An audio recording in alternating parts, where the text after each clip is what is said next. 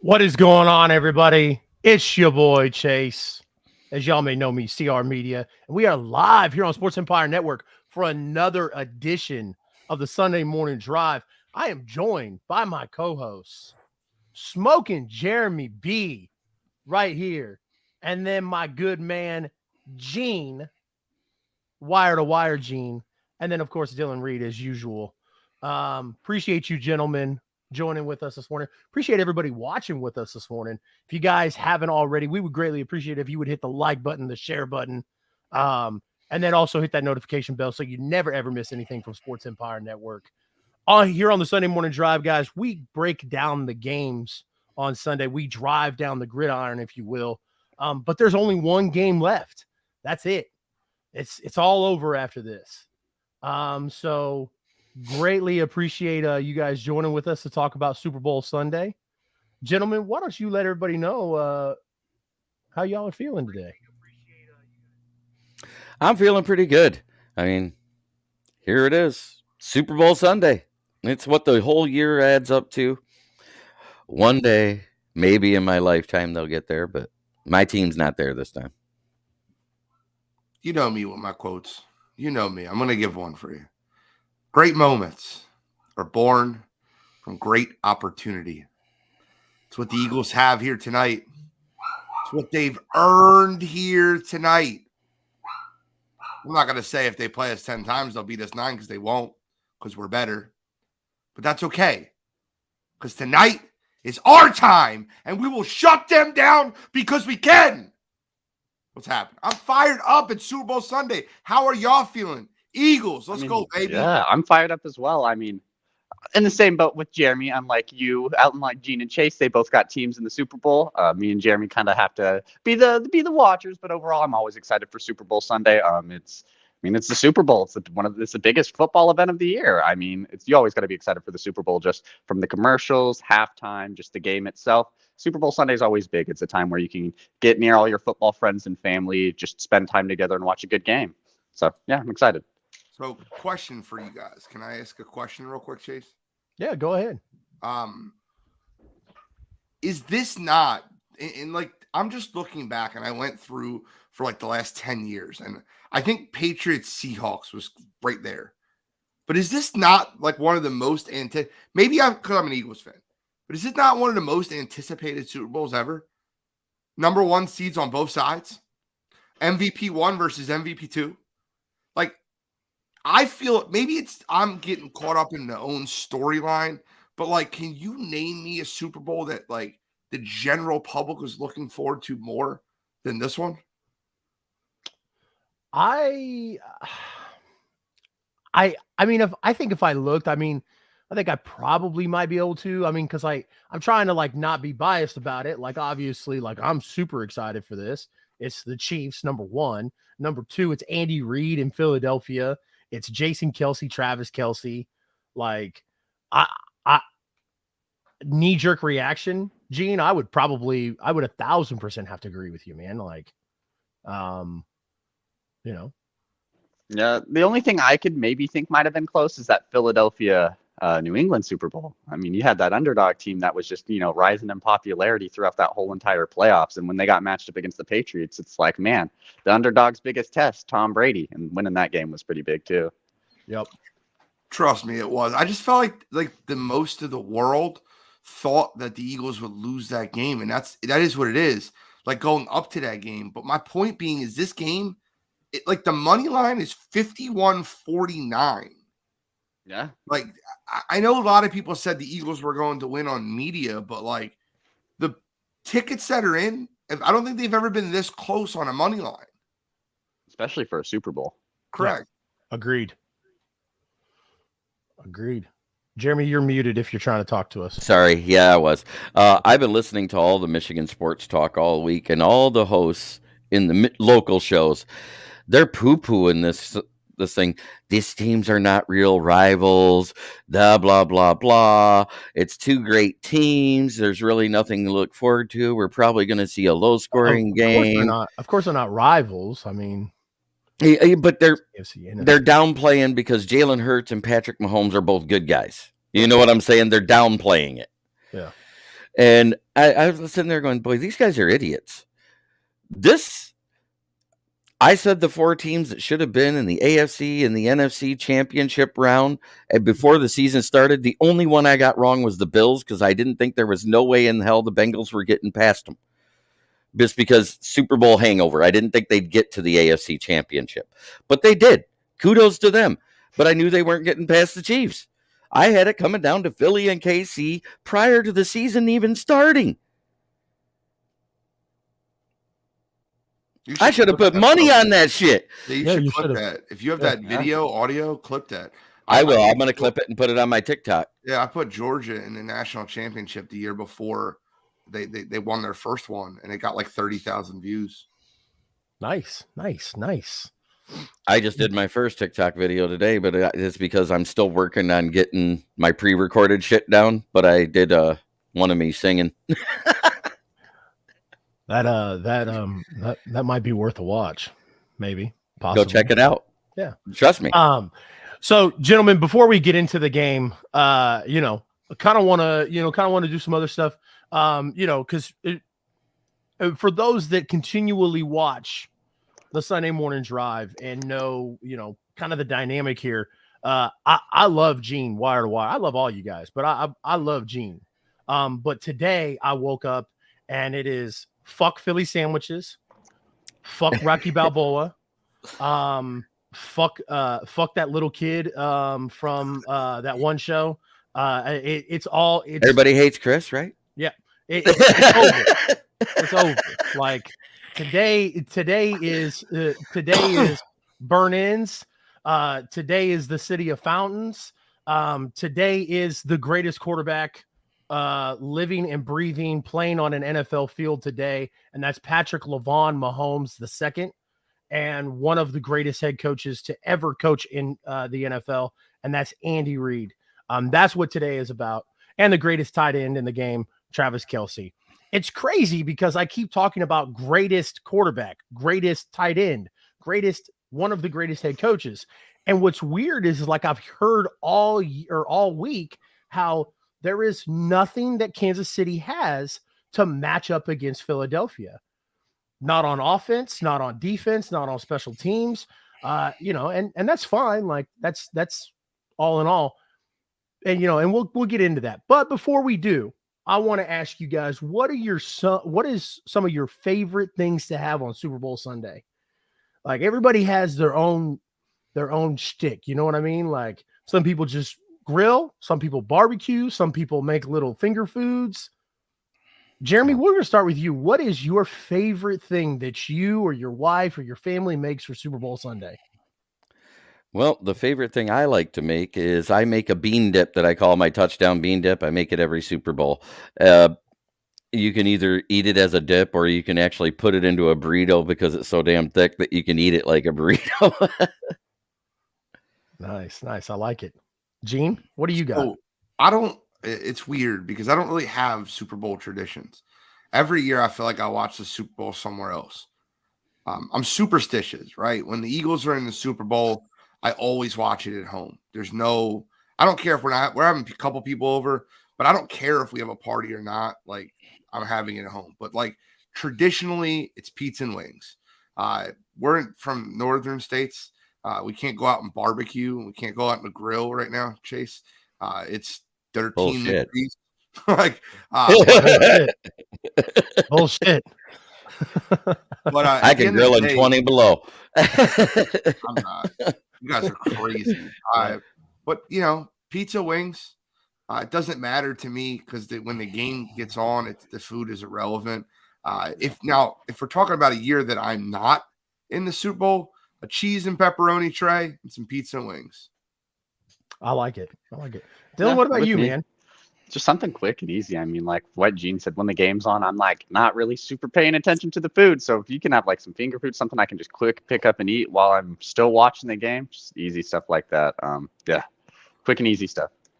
Yeah, I'll tell you what. Like with the Super Bowl, like I always, whether the Chiefs are in it or not, like some on game days and like in the parking lot, like I've sent pictures and videos to our group chat of my cousin's parking lot across the street from Arrowhead.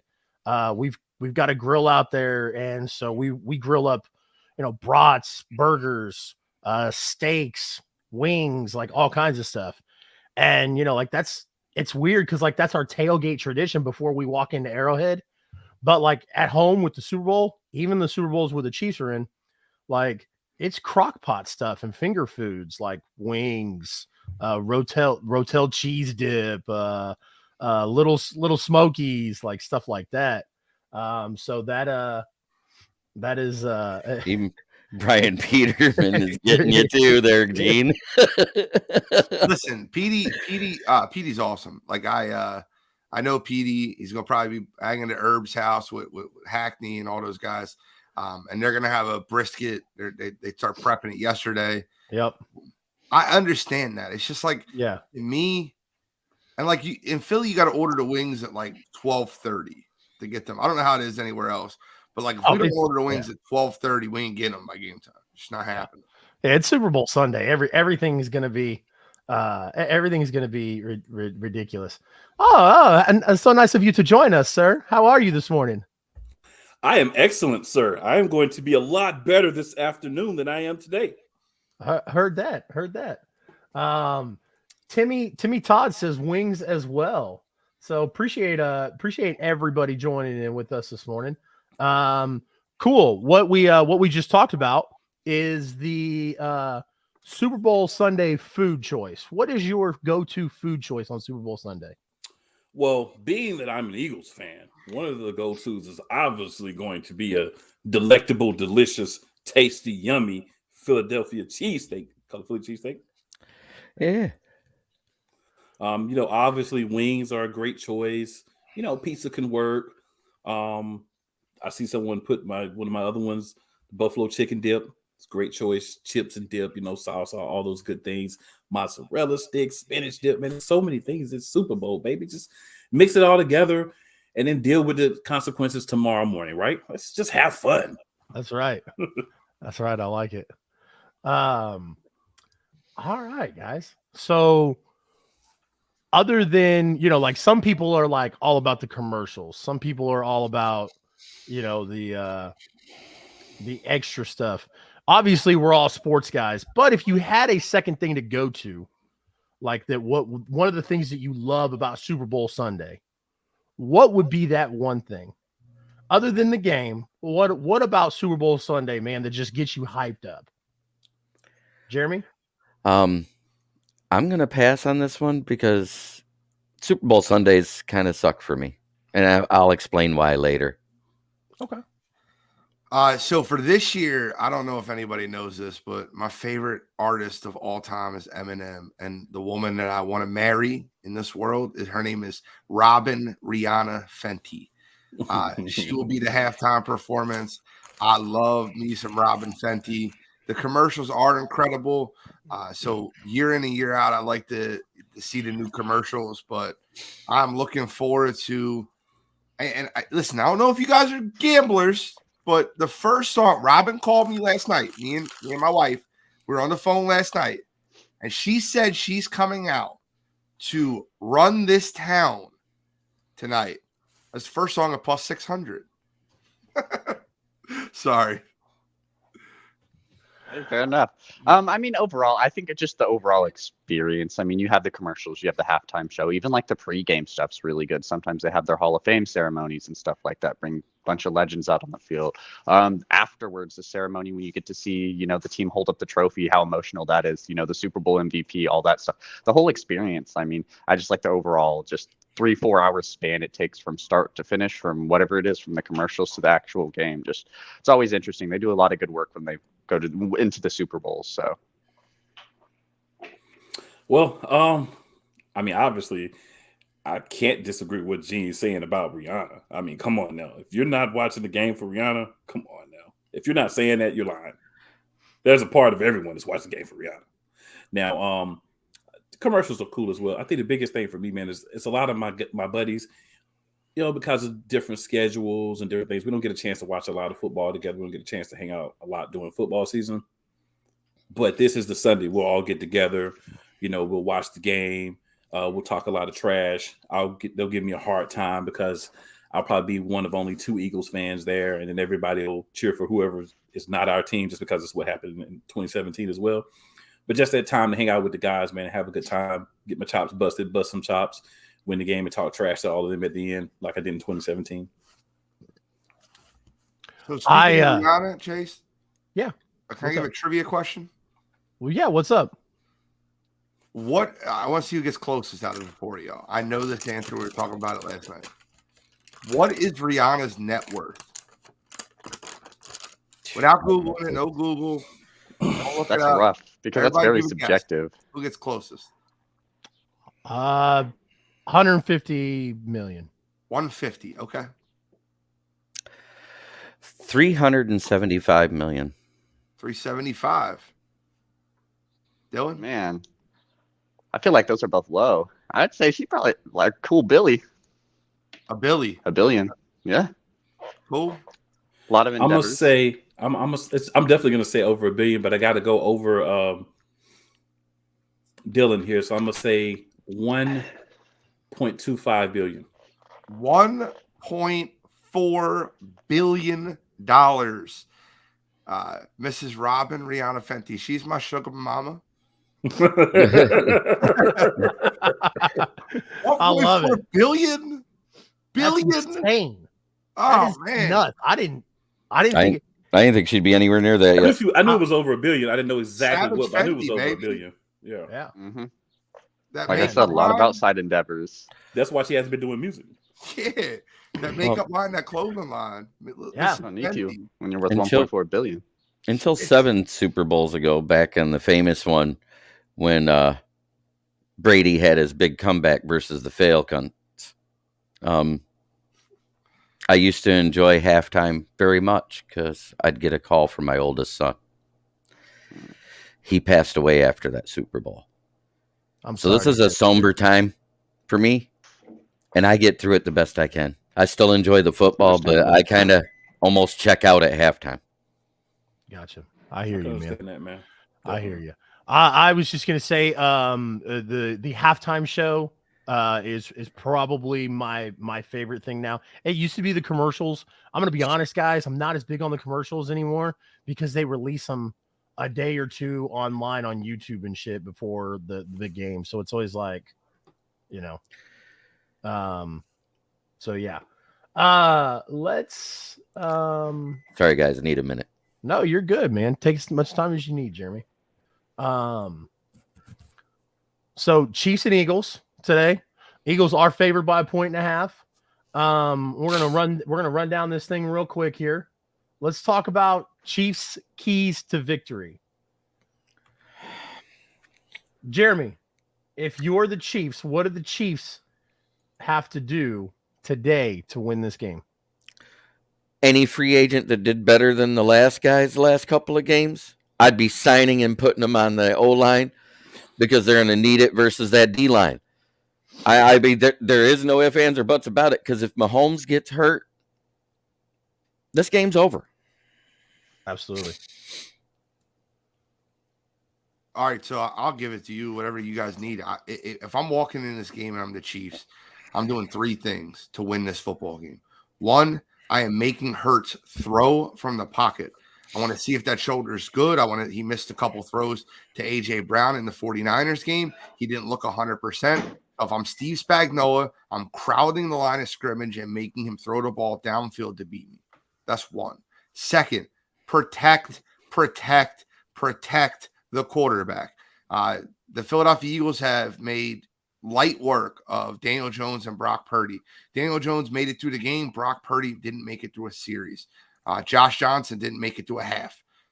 You got to protect the quarterback. Mahomes has a high ankle sprain. So if you're the Kansas City Chiefs, your offensive line, particularly your edges, have to hold up. We obviously know Joe Thuney. We obviously know Creed Humphrey in the middle of that line are absolute studs. But your bookends, your right tackle and your left tackle have to protect from Hassan Reddick getting around the outside. And 3rd, and most importantly, you have to be able to run the football and stop the run. That is so huge for the Kansas City Chiefs today. If Isaac Pacheco is running the football and he has more than 11 carries, the Kansas City Chiefs are doing well in that football game. If the Philadelphia Eagles are not running the ball down your throat and you're making Hurts beat you from the pocket, you're doing well. So that is the keys to victory for Kansas City. Yeah, me and Gene kind of hit it pretty hard. Yeah, the offensive line, especially on that tackles end, Philadelphia's got a good D-line all around from their edges to their interior D-line, and that's not something that you can do. They'll probably do a lot better when it comes to covering the interior D-lines, like with dudes with Creed Humphrey, Joe Tooney. But outside on the edges, Hassan Reddick's going to be hungry, and he's been going crazy in these playoffs. So he's someone that's going to be a key factor. If you're able to stop him or just even nullify him a lot of the times, that's going to be able to create Patrick Mahomes a lot of time in that pocket, which is something that he's really good doing. If you give him a lot of time in the pocket, he's going to make you pay. And then again, what Gene said, you got to make Hurts throw. Don't let him get outside of that pocket. Don't let him run. Don't think he has that scrambling like area. Don't let him think he can just run up the middle and be fine.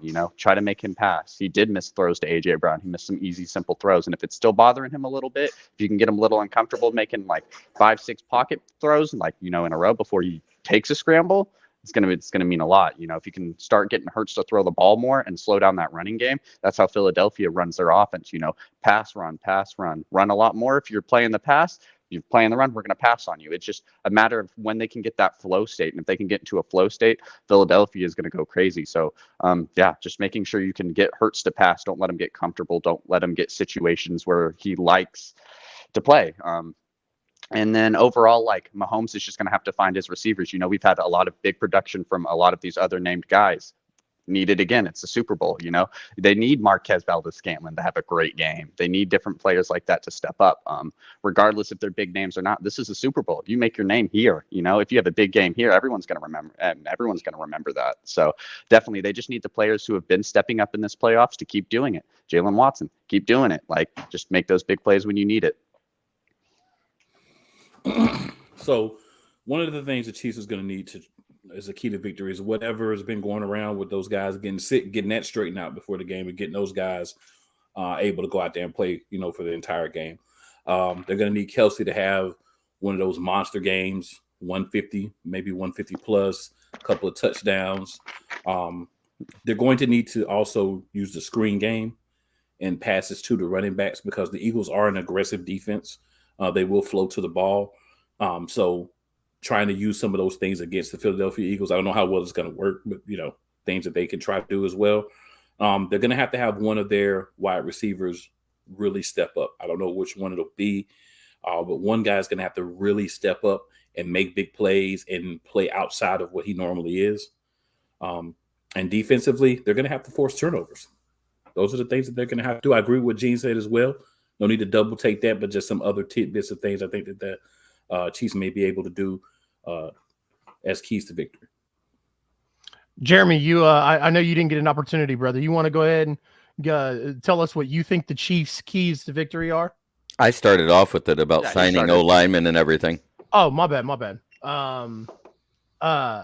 So my keys to victory for Kansas City are exactly what Gene just talked about. And that is what Mahomes and Andy Reid and Eric Bieniemy are good at, that run pass option. There needs to be a lot of that stuff going on today. You're going to see a lot of screen passes. You're going to see some trickery, man.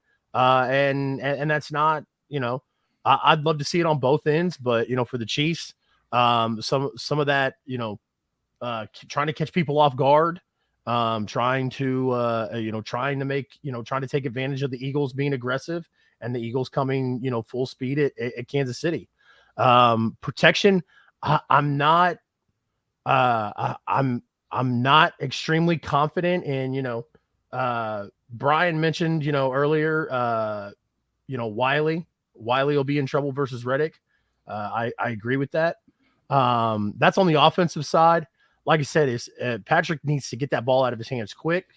He doesn't need to be trying to scramble with a high ankle sprain, although Patrick does what Patrick does. And, I'm sure he'll probably, find a way to do that anyways. But, on the offensive side, I think running the ball, screen passes, run pass option is how they're going to keep up with Philadelphia.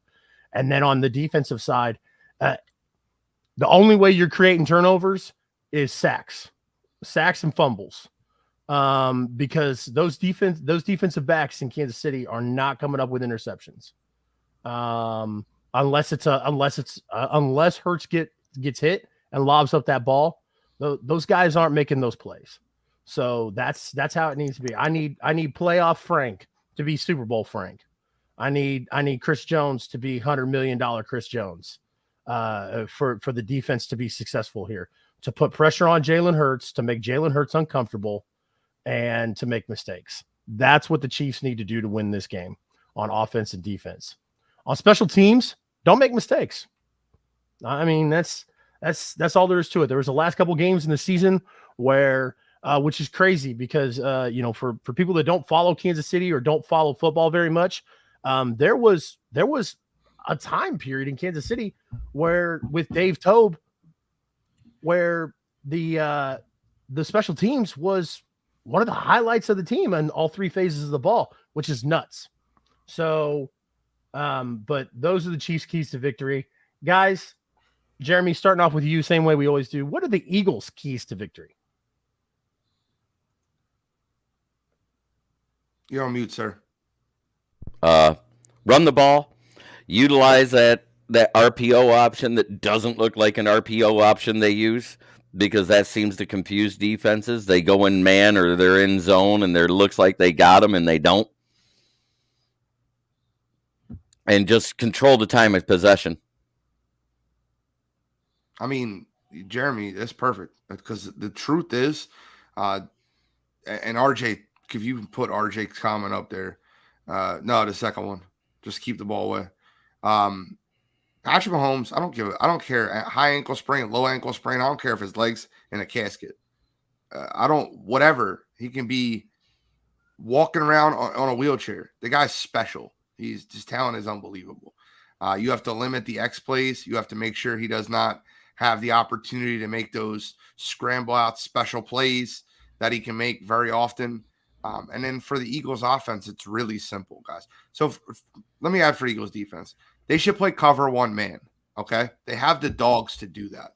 They should run Darius Slay versus Juju. They should run Bradbury versus Kadarius Toney, old teammates that they used to play against each other in practice constantly. And they should run Avonte Maddox versus Marquez Valdez-Scantling. Just brings CJ Gardner-Johnson down to go against Travis Kelce. Use Kazir White in the underneath to kind of double off Kelce. And you have Marcus Epps over the top for the X play. That's what their defense should do.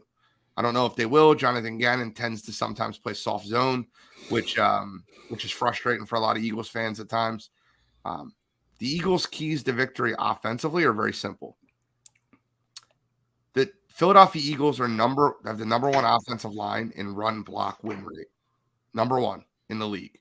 The number 32 ranked run block win rate defensive line in the league is the Kansas City Chiefs. So that's a huge advantage. Spagnuolo knows that. He's walking into the game. He understands that. You'll see a lot of cover 0, a lot of cover 1. He'll get everybody on the line and try to disguise where the blitzes are coming from.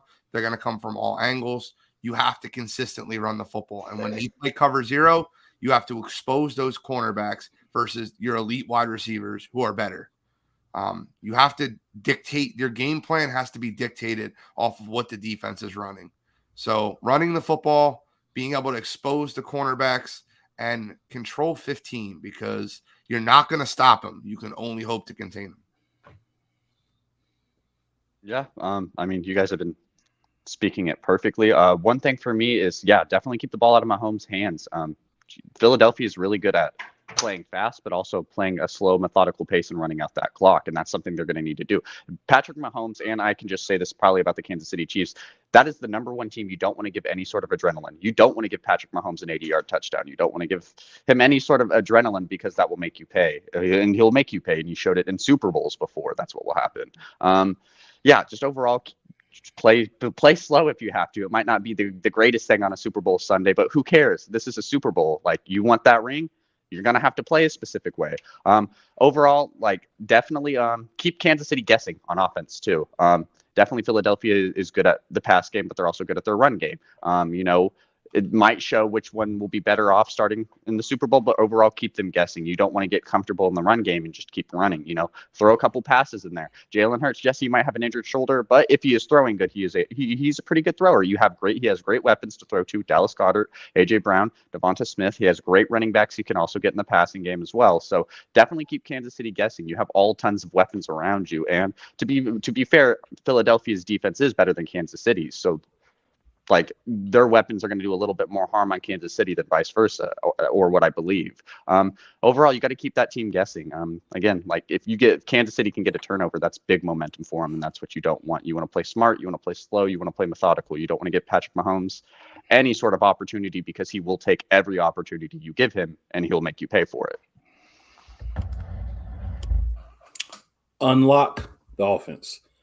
One of the issues I've had for most of the season is I feel like there's a lot of great plays that we aren't making or aren't doing. I feel like, and maybe this is true, we'll see, but there's conspiracy has been we're saving a lot of things for the big game. There's no bigger game in the Super Bowl. So whatever wrinkles, whatever other things that we haven't been doing, because let's be honest, Gene, I know you've watched all the games as well as I have, probably multiple times. There's a lot of things that are left lacking. What we've been doing is working. Don't get me wrong. Obviously, we're here, so what we've been doing is working.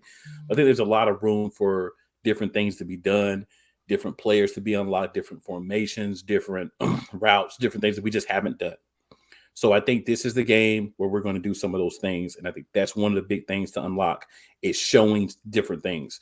Coming in a formation that we've ran in 45% of the time and throwing, right? Lining up in shotgun, maybe we haven't done that a lot. As far as 4 wide receivers out there, shotgun, running the ball out of that, just doing things differently, showing them different wrinkles. Defensively, Gene nailed it. I don't even need to say anything else about that. And then the one thing I'll say is Mahomes. When you see the play, when you be very reactive to it, one of the big things the Eagles are going to need to do is get turnovers. If they can get turnovers, or I'll also put this in the category 3 and outs. Opportunities where you're getting the ball out of Mahomes' hands as quickly as possible. So they get the ball, 3 plays, they got to punt it. They get the ball, they decide to go for it on 4th down, they don't make it, we get the ball.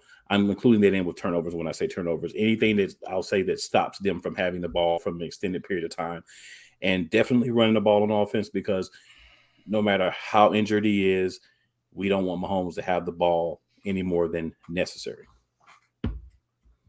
I got one more point real quick. Yeah, this goes for both teams. Go for the kill. If you're up 10 or 13, don't play slow. Go for the kill. We've seen it happen in Super Bowls before. Don't let off the gas pedal because you're up. It's the Super Bowl. Beat them by 60. Who cares? Well, I'm going to piggyback off of that, Dylan, because I like that you brought that up. That's the Eagles, man. I mean, that's the Eagles' key, is what I'm saying, is because that's Andy Reid. Andy Reid, when he gets a 6 point or more lead, he gets very comfortable.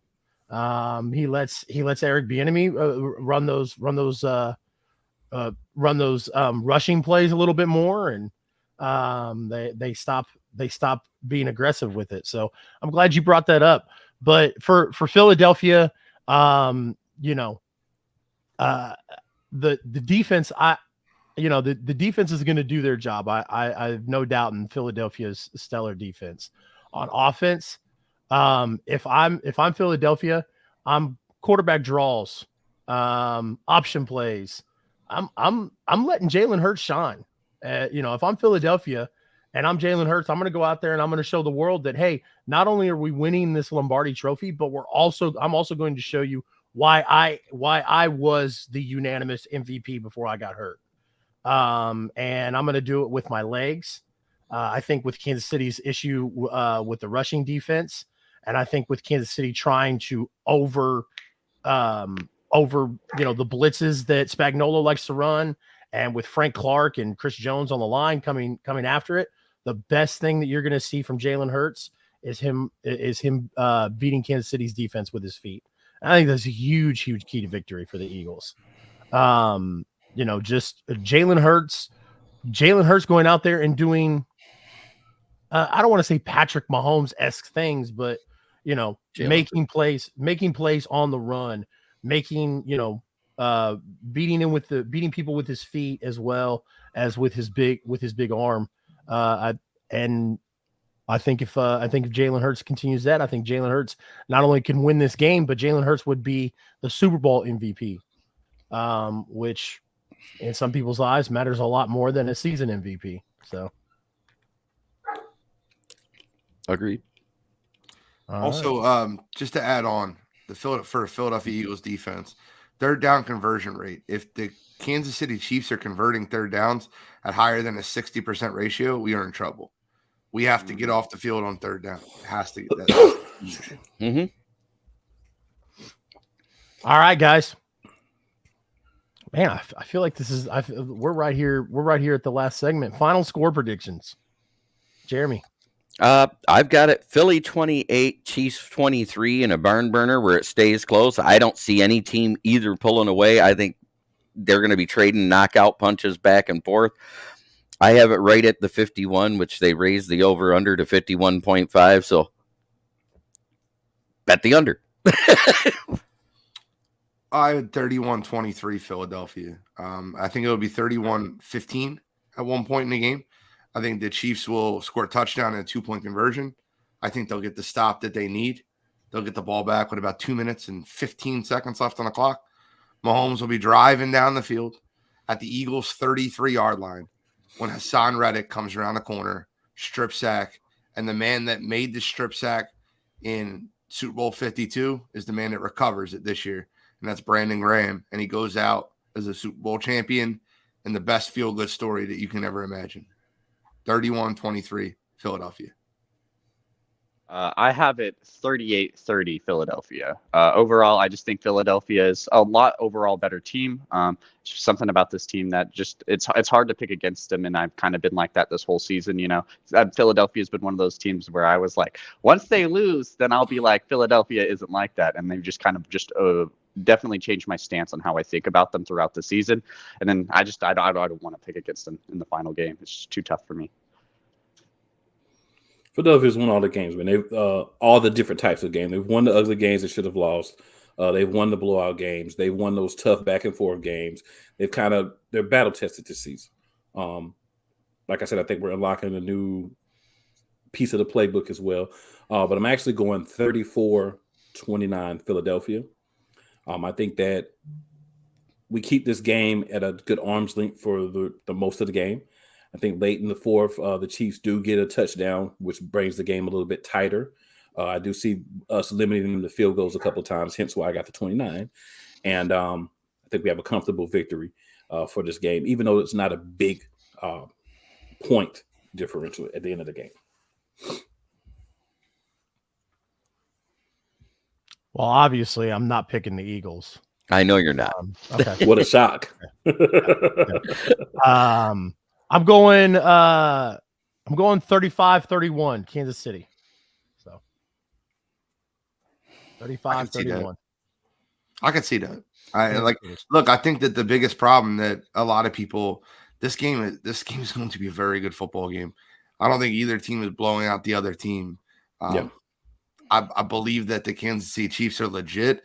And if I gave any Eagles fans a way, just be a little cautious here. Think about this real quick.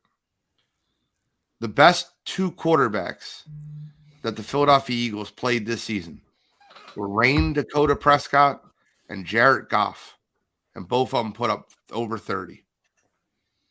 Don't be too excited about playing against Patrick Mahomes because that man is out of this world. Also, the Philadelphia Eagles defense is light years better at home than they are when they're playing outside of Philadelphia. They love playing that cold weather, that dirt ball football, grip and grind, the crowd behind them. They all feed off of that. Now, what will help is that it's about a 65%, 35% Eagles crowd there in Arizona. Arizona is Philadelphia Southwest. But do not walk into this game and underestimate how good 15 is. Exactly. He is unbelievable. He's the best quarterback in football. My comparison for him, we did this on Cheap Seats a few weeks ago.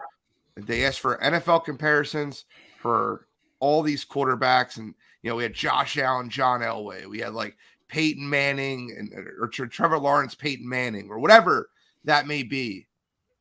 I ended with Patrick Mahomes and Michael Jordan because there's nobody that you've ever seen that has been like Patrick Mahomes. He's just different.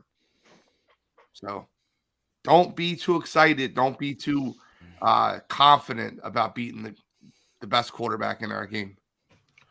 I will say this. The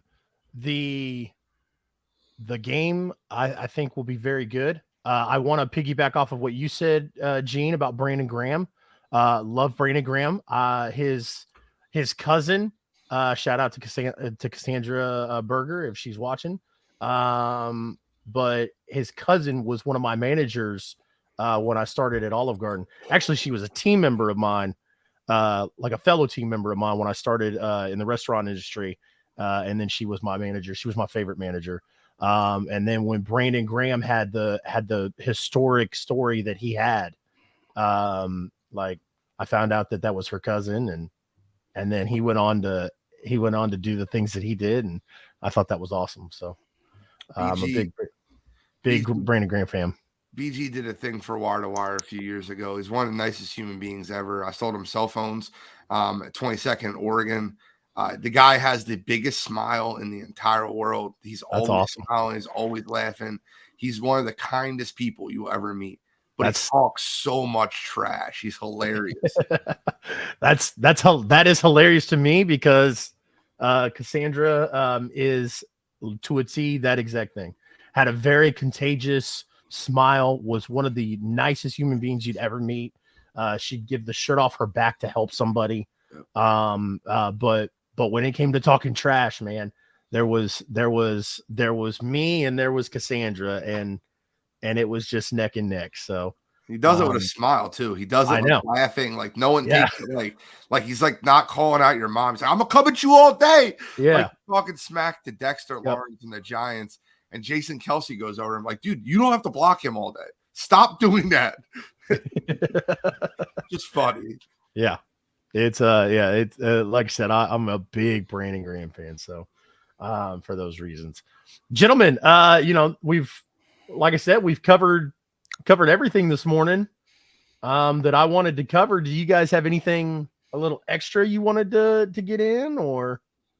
No, why are you shaking your head, bro? You don't want to be on air? I gotta get leaving. I gotta take my girlfriend to work. That's why I was kind of like, hey man, you guys got something to talk about? Like, I gotta get going. Yeah, you're good. You're good. If you got to bounce, go ahead and bounce, Dylan. Yep. Well, I'm going to say this before I go. This has been a great season with all of you guys on here. I am excited for next season. I'm excited for all of our off-season work. Overall, this was a great season. It was fun working with you guys, and I can't wait to do more projects with all of you. Good season, and go Eagles. I hope you guys have a good rest of your day. Be safe. It's a Super Bowl, so definitely, don't drink and drive. Don't do anything stupid. Be safe. Enjoy your loved ones. You guys have a great day. You as well. You too, brother. Thank you. Definitely, man. I know Cool is not a gambler, and I understand that. But you can still pick sides, right? So I was thinking about going over some prop bets and getting your opinions on which prop bet would be which. Yes, Let's do it. So I had that in my. I was like, oh, I should add in prop bets, and then I forgot about it, and I tried to find it at the beginning of the show, but then I don't know why I came out with favorite foods and stuff. But yes, prop bets. I'm gonna do a little something first. So I wanted to do a little quote from Al Pacino from when he was on that Any Given Sunday. The only speech he gave that I liked in the whole damn thing is football's a game of inches. And when you talk about these defenses, that it's not much better than 4.8 yards per play is what the Eagles defense gave up this season, and 5.1 per play for the Kansas City Chiefs. That don't sound like it's that far apart, but in all actuality, the Philadelphia Eagles defense was 8th, and the Kansas City's defense was 16th.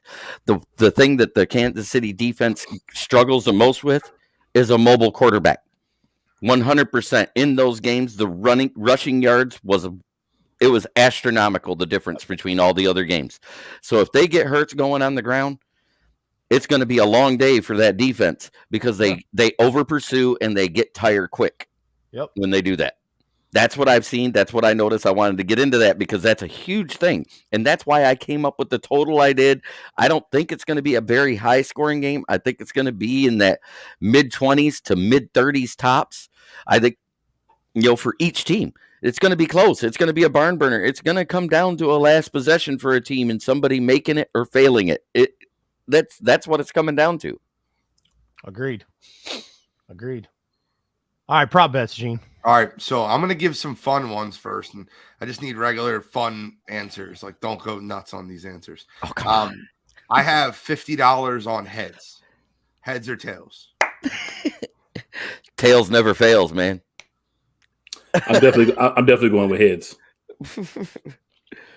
Now, so my question is, isn't tails like the one that has won the most? Or is it Of course, which is why I'm. That's why okay. That's what I was wondering. Yeah, I like that. I got 50 on heads. I also have 50 on the national anthem, going over 2 minutes and 2 seconds. Who's doing the national anthem? I'll give you a country singer. I'll give you his It name. doesn't matter. Chris Stapleton. It doesn't matter. He does long drawn out notes. Yep, it's going over. Yeah, man. Chris Stapleton did Tennessee Whiskey. So yeah, that's definitely I like that. So I got over 2 minutes and 2 seconds. So for fun prop bets, like real, like during the game prop bets, Kenneth Gainwell's over under is 17.5 rushing yards.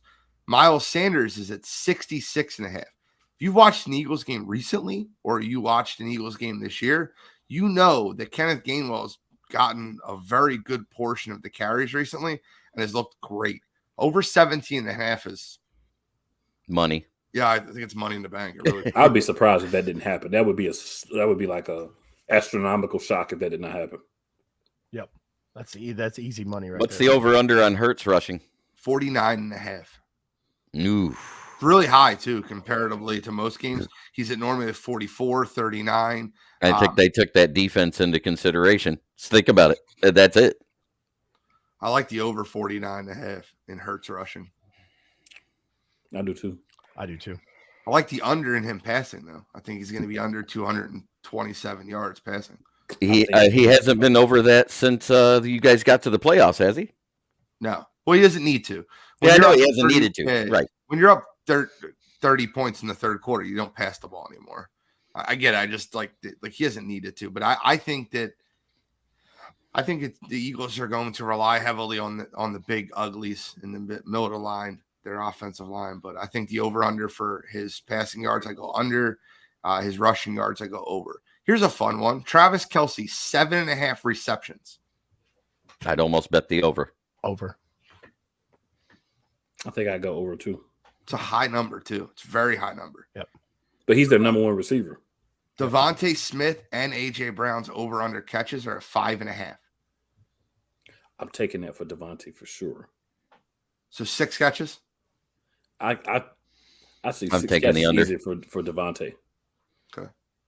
I think AJ, it may be big plays, but it may not be as many catches. Agreed. Because I think they're going to try to take AJ out. Can't take them both out.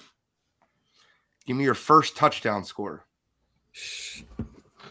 That's some bull right there. Jalen Hurts on a play action at the goal line, and he rushes it in. Okay. I'm going to go balls to the wall, man. Boston Scott. His over-under rushing yards is 7.5. I'm taking that over. Gosh. I'm taking that over. You'll make me start betting, Gene. I mean, a $5 parlay with 10 legs, you can make some money. Chase, what do you think on all these? First touchdown. I think the first touchdown was a pick 6, Philadelphia. Do you think we intercept Mahomes, Philly defense? Absolutely. Okay. Oh wow. I think Mahomes makes a mistake and hopefully corrects it, obviously, but I think he'll make a mistake and try to force that ball to MVS. And I think Philadelphia's defense will make him pay for it. Okay. Rihanna, over under 9.5 songs at halftime. Under.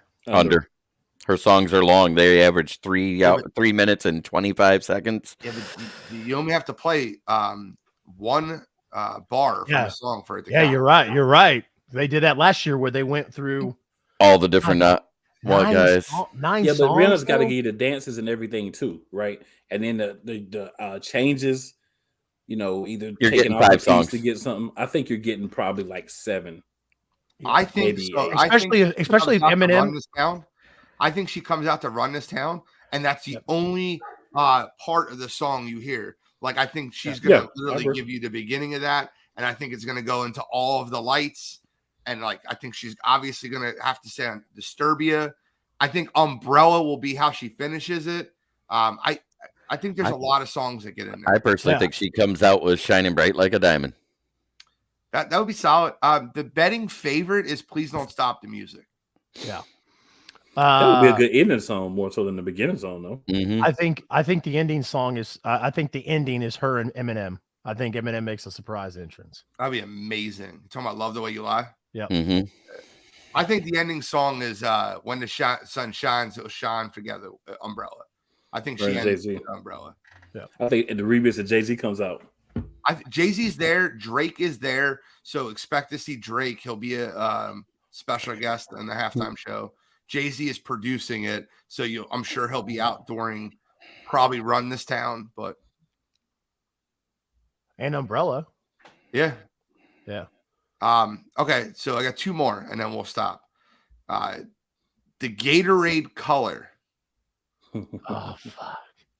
If it's Andy Reid, it's orange. If it's Nick Sirianni, they drink the blue a lot in Philly. I say blue. I actually have blue at plus 500. I was gonna say if it's I think if it's Reed, I think it's red. It's orange. You It'll know be it's just like the never last red? time. Chase, They never do red. Yeah. Huh? you they know, never do red? like in the history of the Super Bowl, it's never been red Gatorade. Really? I That's a didn't know that. wild stat. I did not know that. That's Yeah. insane. So I have a quick question. Yeah, Since Kurt Warner, and that was 1999, he was the last NFL MVP to win a Super Bowl. Will that change tonight? It will Absolutely. not. Absolutely. Not. the last prop bet is who will the Super Bowl MVP thank first? God, his teammates, his family. God. God. Yeah. That's just I love those quirky prop bets for the Super Bowl. Oh, those are fun. It could be family, but it should be God. I wouldn't be there without my teammates, my coaches, and most importantly, God himself. Like I feel like it's going to be my teammates. I feel like I can see it. Jalen would start with teammates. Oh yeah, that's more I for don't know, the I feel like- individual. I feel The like individual Jalen would awards, start they with always God. start out with God. But when I it feel is like a Jalen would team start with event, God. when it's a team event, I think Gene's right. You start off with your teammates and coaches, and then go to God, But and I then think family. God does it exactly how I said it. I need to thank my teammates that are out here with me, my coaches, and most of all, God for giving me this opportunity. Like I can hear that, like that sway where he Mhm. puts God in a higher standard, but he starts with his teammates. Just a thought, just a guess. I think you start out with I want to thank the Most High God for my abilities, for me being here and all that. My coaches, my teammates, my family. I think this is exactly how it flows. Okay, that's fair. 'Cause that's how every individual award went that night. Yep. Speaking of awards, any award really surprise you? Any award that you want to sound off on? Because I have one. Which one? Coach of the year? Well, Coach of the Year. Brian Dable won Coach of the Year is absolute a travesty. It's a travesty. No, if you think about it, I understand why he got it. I knew he would win it. And I said he was winning it. And I'll tell Yeah, you me why too. I knew he would win it.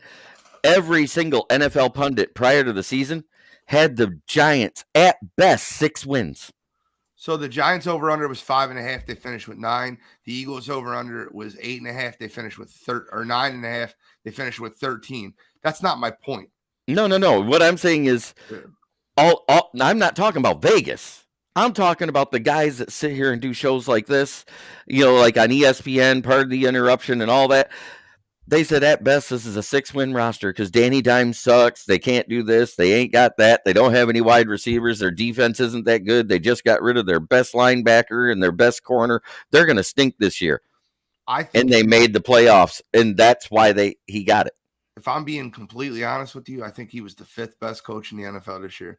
I don't think he was 1, 2, 3, or 4. And I'll give you my order, and I don't mind doing it. Go ahead. I'll go 5 at Brian Dable. My number 4 would be Andy Reid. Andy Reid losing his number 1 wide receiver and still putting up the number 1 offense in the NFL. I don't know how you can argue that and still being the number 1 overall seed in the West after losing Tyreek Hill. My number 3 is Nick Sirianni. Nick Sirianni taking the team from the playoffs last year that they got destroyed and they looked like a JV team to the Super Bowl. I think that was huge. My number 2 is, and I wish I could put him number 1, is Doug. Taking that Jacksonville Jaguars team from the number 1 overall pick to the playoffs and winning a playoff game. Doug Peterson. It's like the difference between Doug Peterson and Brian Dable to me just doesn't make sense. Like you predicted Jacksonville to be just as bad, if not worse than New York. When you looked at rosters, you looked at Jacksonville being just as bad as New York. But because of that division, and there was weaker opponents. We knew Dallas and Philly were the top 2 going into the season, right? Yeah. In that division, we thought maybe the Titans, the Colts were falling apart. The Texans are abysmal. I said they were going to take second and possibly overtake them. Shane Steichen just took the head coaching job of the Indianapolis Colts. Shane Steichen? Aaron Glenn stays. We keep our coaching staff intact. Coordinator right before the Super Bowl just took the head coaching job in Indianapolis. That is not a good sign. That is not. I hate that. That concerns me quite a bit. Well, the last time that a coordinator took the job the day of the Super Bowl that I can remember on top of my head was Kyle Shanahan taking the San Francisco 49ers job right before 28-3. But I don't want to get into that right now. My number 1 coach of the year, Kyle Shanahan. You want to talk about a guy that lost starting quarterback, Trey Lance, lost his backup quarterback, and Jimmy Garoppolo. Agreed.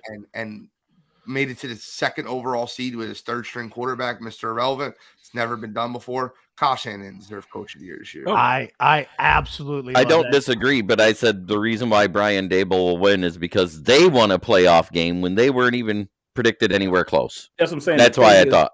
I think if you look at talent, right, Dayball has way less talent on that team between injuries and just guys that just suck.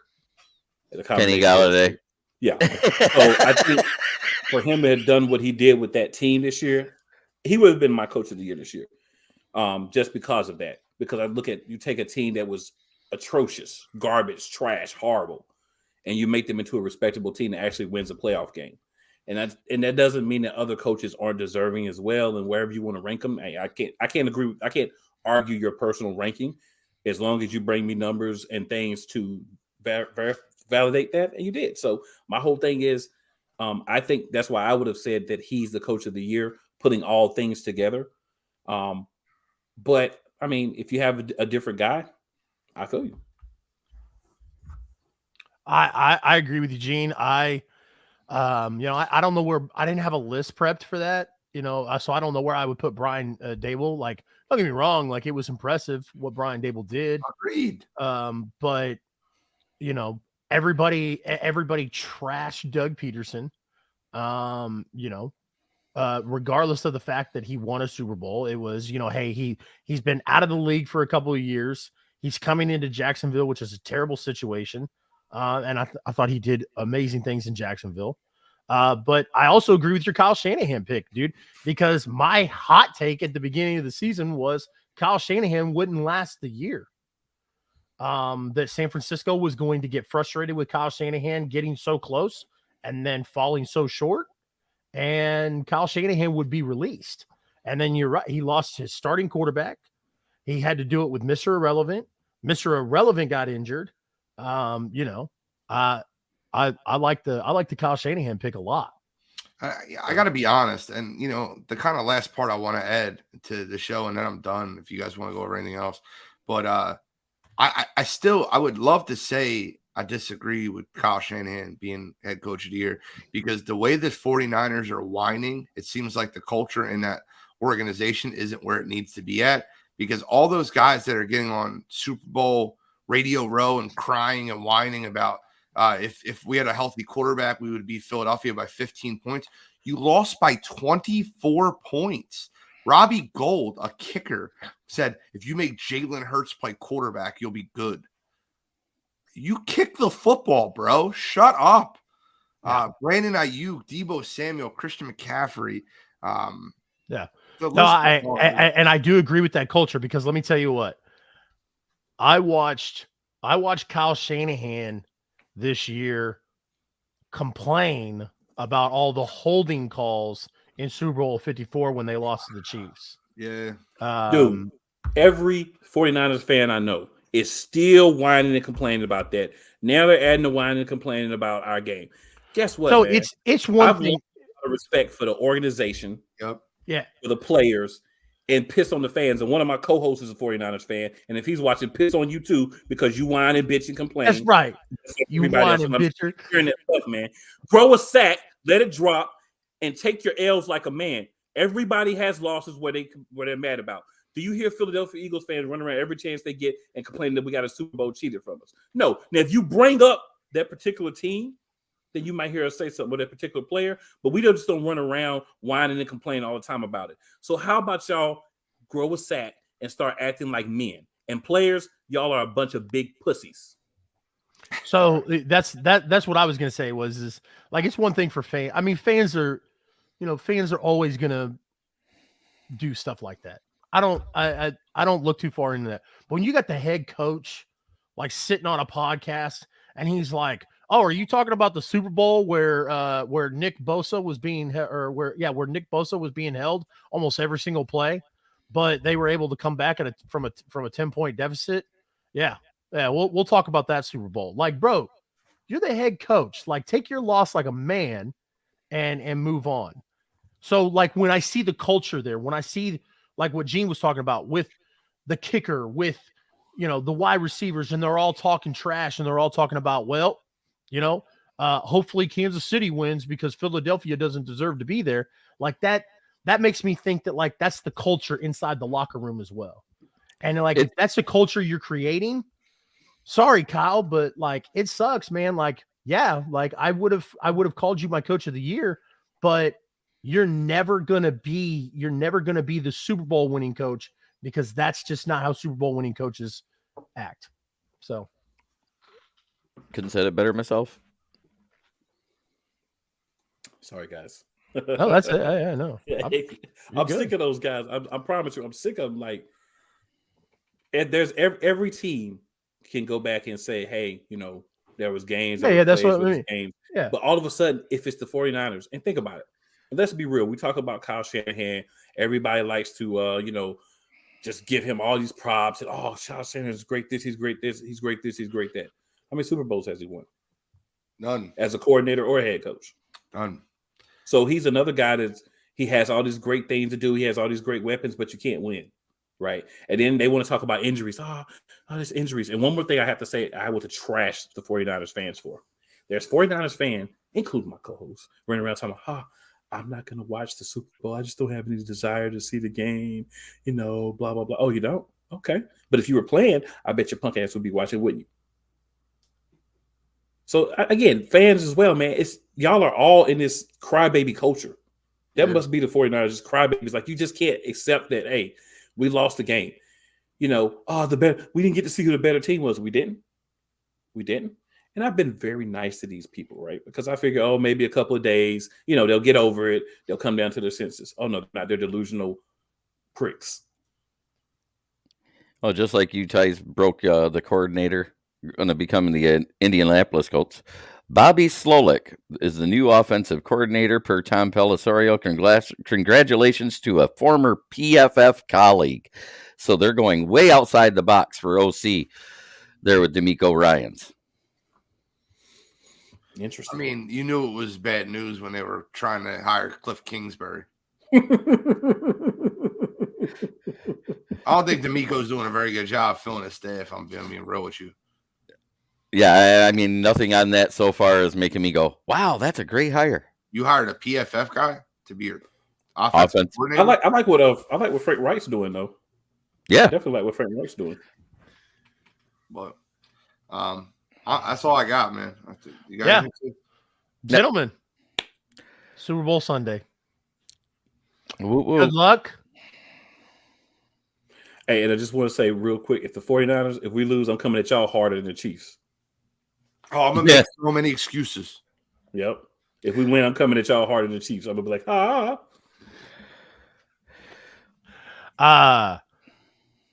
I just, man, like, I'm excited. So we're gonna go ahead and close out. Y'all should be excited. Yeah. I mean, you three should be like sitting there so giddy you can barely sit in your seats. oh, I am. So my legs have been jumping the whole show. All right, gentlemen. Anything else before we close out? Well, I get to do another pregame show at 3:00 today with another network. It's called Let's Talk Sports. I'm going to be on with Nick Bodkins and 3 other podcasters where we're going to do our own little pregame show, and I'm sticking to my prediction because I don't change. Y'all know that. You've seen me go from my show to another show before, and I don't change. I don't waver. I say what I say, and I say what I meant. Interesting. Hunter Dillon says, thank you guys. Appreciate you joining, Hunter. That's my buddy. I like Hunter a lot. I do want to get the knickknacks out of the way that we didn't do at the beginning of the show. Guys, this is a way to say thank you. Sports Empire Network has partnered up with SeatGeek.com. So whether you're buying tickets to the Super Bowl today or you're buying tickets to whatever event you're going to, concert, sporting event, whatever, use promo code SEM for the Sports Empire Network and get yourself $20 off your first purchase. That's our way of saying thank you for supporting Sports Empire Network and joining us along in this journey. Other than that, gentlemen, my name is Chase. I go by CR Media. This is Smoking Jeremy B. Wire to Wire Gene. Cool Eagles Elite. Appreciate you guys joining for the Sunday morning drive. Good luck. Happy Super Bowl Sunday, and we'll see you when we see you.